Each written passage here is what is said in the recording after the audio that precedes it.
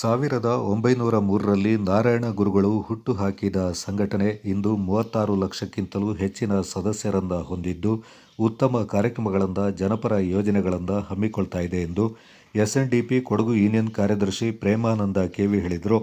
SNDP Napoklu ಶಾಖೆ ವತಿಯಿಂದ ಭಾನುವಾರ ಮಹಿಳಾ ಸಮಾಜದಲ್ಲಿ ಆಯೋಜಿಸಲಾಗಿದ್ದ ವಿಶೇಷ ಮಹಾಸಭೆ ಕಾರ್ಯಕ್ರಮ ಉದ್ಘಾಟಿಸಿ ಅವರು ಮಾತನಾಡಿದರು.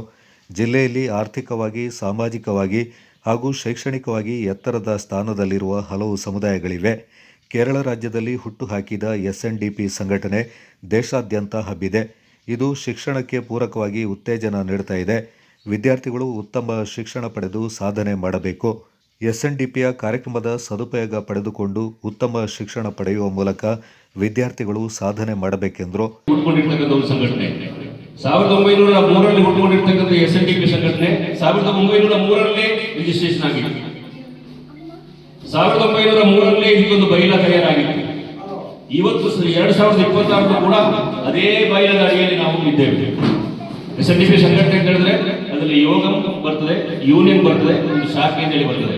ಒಂದು 3 ಟೈರ್ ಸಿಸ್ಟಮ್ ಅಂತ ಹೇಳುವಂಥದ್ದು ಇದು.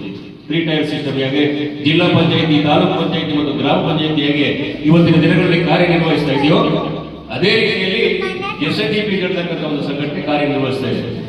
ಈಗ ನಮ್ಮದು ಗ್ರಾಮ ಪಂಚಾಯಿತಿಯ ಲೆವೆಲ್ನಲ್ಲಿ ಇಲ್ಲಿನ ಶಾಖೆ ಇದೆ, ತಾಲೂಕು ಪಂಚಾಯಿತಿಯ ಲೆವೆಲ್ನಲ್ಲಿ ಯೂನಿಯನ್ ಇದೆ, ಜಿಲ್ಲಾ ಪಂಚಾಯಿತಿಯ ಲೆವೆಲ್ನಲ್ಲಿ ಯೋಗ ಅಂತೇಳಿ ಇದೆ.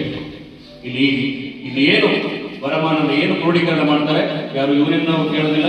ಇಲ್ಲಿ ಯೂನಿಯನ್ನವರು ಏನು ವರಮಾನ ಕ್ರೋಢೀಕರಣ ಮಾಡ್ತಾರೆ, ಯೋಗನವರು ಕೇಳೋದಿಲ್ಲ. ಆ ರೀತಿಯಲ್ಲಿ ಅದರ ಬೈಲ ಅದೇ ರೀತಿಯಲ್ಲಿ ಇವತ್ತಿಗೂ ಕೂಡ ಮುಂದುವರಿತಾ ಇದೆ.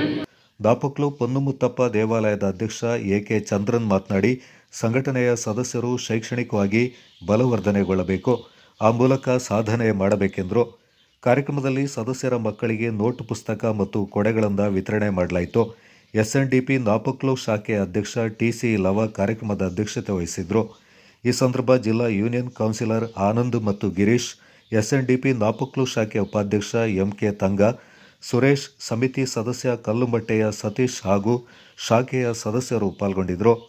Kodagu channel news, Duggala Sadananda, Napoklu.